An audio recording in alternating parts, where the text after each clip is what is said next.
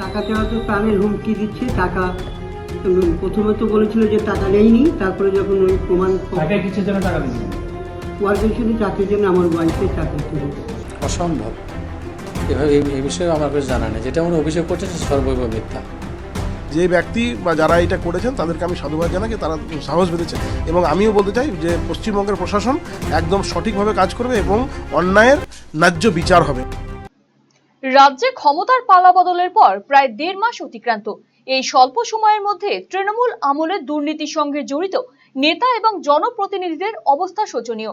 একে একে অনেকেই শ্রীঘরে বন্দী, অনেকে আবার গ্রেফতারির ভয়ে গা ঢাকা দিয়ে রয়েছে। এই পরিস্থিতিতে এবারে চাকরি দেওয়ার নাম করে আর্থিক প্রতারণার অভিযোগ উঠল তৃণমূল পরিচালিত গাজল পঞ্চায়েত সমিতির সভাপতি মোজাম্মেল হোসেনের বিরুদ্ধে।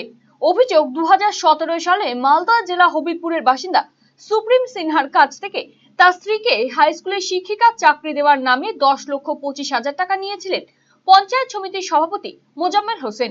এমনকি সেই টাকা নেওয়ার ঘটনা জুডিশিয়াল স্ট্যাম্প পেপারেও লিখিয়ে নেওয়া হয়েছিল। এরপর চাকরি দিতে না পারায় পঞ্চায়েত সমিতির সভাপতির কাছে সেই টাকা ফেরত দেওয়ার দাবি জানালেও সেই বিপুল পরিমাণ টাকা আজও ফেরত পাননি। এমনকি টাকা চাইলে তাকে প্রাণনাশের হুমকিও দেওয়া হচ্ছে বলে অভিযোগ। শুধু তাই নয়, স্ত্রীর শিক্ষাগত যোগ্যতার যাবতীয় আসল মার্কশিট এবং শংসাপত্র সবটাই ওই তৃণমূল নেতা নিজের হেফাজতে রেখে দিয়েছেন বলে অভিযোগ করেছেন তিনি। পুরো ঘটনা নিয়ে গাজল থানায় অভিযোগ দায়ের করেছেন হবিবপুর এলাকার ওই ব্যক্তি। কিসের?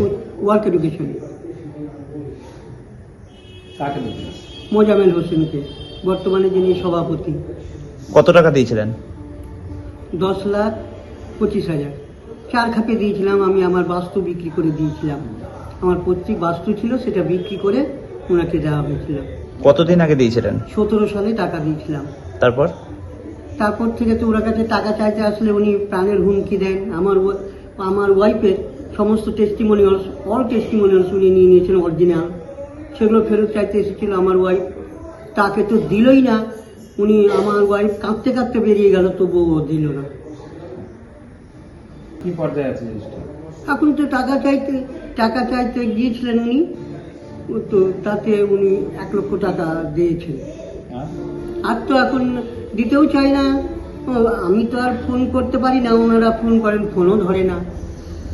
আপনি কি চাইছেন? আমি টাকা চাইছি, ফাইল চাইছি। আমার ওয়াইফ কত কষ্ট করে পড়াশোনা করেছিল, সে পুরো ফাইল চাই ওর কাছে আছে। এ নিয়ে কোথাও অভিযোগ জানিয়েছেন? হ্যাঁ, থানায় জানিয়েছি, তার কপি এটা। কেন যে সেই কথা যে কি ব্যাখ্যা করব, উনি তো পার্টি লেভেলের লোক ছিলেন, কাউকে দেখে কেয়ারই করতেন না, কাউকে ভয়ও করতেন না। জানি না ওনার কোথায় হাত ছিল। আমি মালদায় অনেক জায়গায় ওনার জন্য, ওনার নামে কমপ্লেন করেছি, কেউ কিছুই করতে পারেনি, কারোর ফোনও রিসিভ করতো না। যদিও এই অভিযোগ সম্পূর্ণ ভিত্তিহীন বলেই দাবি করেছেন তৃণমূল পঞ্চায়েত সমিতির সভাপতি মোজাম্মেল হোসেন। তিনি বলছেন যে তিনি বারবার আমি হবিপুরে যে সুপ্রতিম বাবু আছেন, আমি অনুরোধ করবো উনি আমার সঙ্গে যোগাযোগ করুন না। আমার তো ফোনের সুইচটা খোলা আছে। আমি তো আর লুকিয়ে পালিয়ে বেড়াচ্ছি না। আমি তো অফিস করছি আমার। উনি যদি সত্যি সত্যি টাকা পেয়ে থাকেন তা আমার সঙ্গে যোগাযোগ করবে। কিন্তু প্রাইমারি স্কুলে বা হাই স্কুলে ব্যাপারে এই সমস্ত বিষয়ে এটা কোনো সারবত্তা নেই। এটা সর্বৈব মিথ্যা কথা। কেন কমপ্লেন করতে গেলে কি মনে হচ্ছে? আমার তো মনে হয় এখন আমাকে জানতে হবে বিষয়টাকে।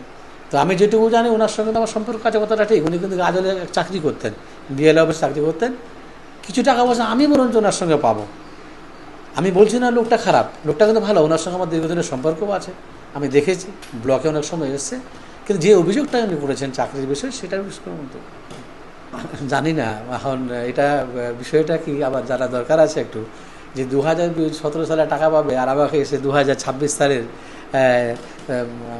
16 তারিখে 17 তারিখে এসে বলছে, এই আবার কিছু বুঝতে পারছি না। কি মনে হচ্ছে এই অভিযোগের সাথে রাজ্যের পালাবদলের কোনো সম্পর্ক? না, এই অভিযোগের সঙ্গে আমি রাজ্যের পালাবদল বলবো না। কারণ রাজ্য সরকার যেটা করছে বা রাজ্য সরকার কাজগুলো যেগুলো করছে, সেগুলো সত্যি খুব ভালো কাজ। তাদের কাজে এবং আমাদের মাননীয় মুখ্যমন্ত্রী যেগুলো কাজ করছেন, সত্যি আমি খুব খুশি। এর সঙ্গে রাজ্যে পালাবদলের কোনো সম্পর্ক নেই। তবে এটা বলবো, কিছু স্বার্থান্বেষী মানুষ যারা বিজেপি সেজে দালালি করছে, যারা সত্যি আমার বিজেপি বন্ধু গাজলে আছেন, আমি তো দেখেছি, খুব ভালো ওনার সঙ্গে যোগাযোগ আছে। এদিকে অভিযোগ প্রমাণ হলে উপযুক্ত ব্যবস্থার আশ্বাস দিয়েছেন গাজল বিধানসভার বিধায়ক চিন্ময় দেববর্মন। পশ্চিমবঙ্গ রাজ্য জুড়ে শাসক দল তৃণমূলের গত 15 বছর ধরে যে কি বলবো অবৈধ কাজের রমরমা চলছিল, তার অবসান ঘটতেই, রাজনৈতিক পালাবদল হতেই সাধারণ মানুষ তারা কিন্তু বুকে সাহস বেঁধেছে এবং তারা রাজ্য জুড়ে সমস্ত এরকম ইললিগাল কাজ যেগুলো অবৈধভাবে হয়েছে সেগুলোর জন্য কিন্তু মানুষ আওয়াজ তুলছে। এবং আজকে যে ঘটনাটা গাজলে ঘটেছে এইটা আমার হিসাবে আরও আগে হওয়া উচিত ছিল, কারণ বহু মৌখিকভাবে অভিযোগ আমাদের কাছে আসে বিভিন্ন নেতা, শুধুমাত্র পঞ্চায়েত সমিতির সভাপতি নয়, এরকম বহু নেতা, বিভিন্ন পোস্ট হোল্ডার তৃণমূলের, তারা তাদের নামে মৌখিক অভিযোগ আমাদের কাছে আসে, কিন্তু এতদিন পর্যন্ত তারা সাহস পায়নি, কারণ তাদেরকে হুমকি ধমকি, প্রাণে মেরে দেওয়ার ভয়, বাড়ির পরিবারের সদস্যদের মানে বিভিন্ন ধরনের মানে অসুবিধায় ফেলার হুমকি, এই সমস্ত চলতো। কিন্তু আজকে যখন রাজনৈতিক পালাবদল হয়েছে, মানুষ বিশ্বাস পেয়েছে এবং চারিদিকে দেখতে পাচ্ছে যে না, বাস্তবিক তাই, যারা অন্যায় করেছে তাদের প্রতি মানে সেই রকমভাবে সঠিক বিচার হচ্ছে এবং সাধারণ মানুষ তার বিচার পাচ্ছে। সেই জন্যই আজকে গাজলে যেটা হয়েছে সেটাকে আমি সাধুবাদ জানাই, কারণ এইটা শুধুমাত্র এরকম নয় যে একমাত্র পঞ্চায়েত সমিতির সভাপতি, এছাড়াও বহু তৃণমূলের নেতা আছে যারা এরকম ধরনের চাকরি দেওয়ার নাম করে, কোথাও বিভিন্ন কাজ পাইয়ে দেওয়ার নাম করে, কোথাও ঠিকাদারি পাইয়ে দেওয়ার নাম করে প্রচুর পয়সা তারা নিয়েছে এবং সেই সমস্ত মানুষ আজকে বিভিন্নভাবে তারা মানে সর্বশান্ত হয়ে গেছে। কেউ হয়তো জমি বিক্রি করে দিয়েছে, কেউ হয়তো বউয়ের বাড়ির সোনা দানা বন্ধক রেখে দিয়েছে, গরিব মানুষ পড়াশোনা করে চাকরি পাওয়ার নামে তার পরিবার বাড়ির জায়গা পর্যন্ত বন্ধক দিয়ে রেখেছে, এরকম বহু অভিযোগ আমার মৌখিক আছে। তো আজকে RCTV সংবাদ, গাজল।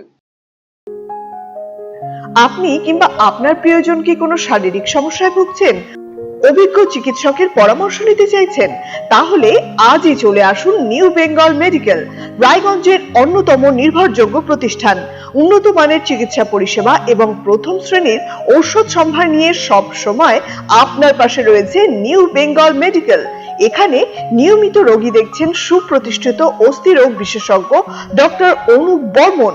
এছাড়াও রয়েছেন doctor Bhabatosh Saha, MD general physician.